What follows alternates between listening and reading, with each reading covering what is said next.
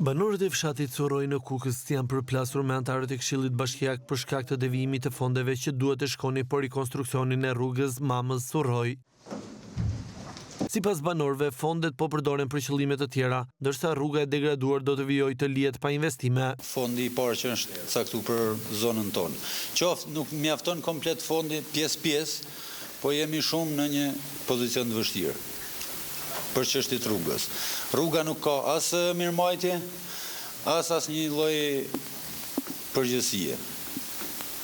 Ju duhet me na ndihmu ne si këshilltar që jeni këtu, qoftë majt, qoftë djathtë. Zyrtarët e bashkisë kanë pretenduar se i kanë dërguar kërkesë Fondit Shqiptar të Zhvillimit për financimin e rrugës, me argumentin se bashkia nuk ka kapacitete financiare për të kryer investime të tilla. Për shkak të vlerës të madhe të volumit të investimeve, është dërguar një kërkesë për financim.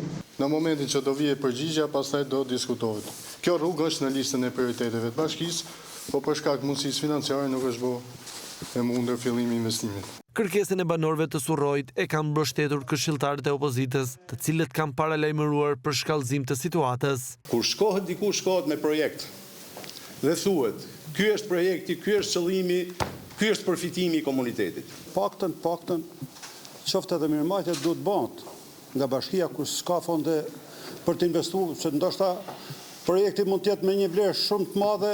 Banorët kërkojnë që të merren masa urgjente pasi mungesa e ndërhyrjes ka vështirësuar qarkullimin dhe jetesën e përditshme të tyre.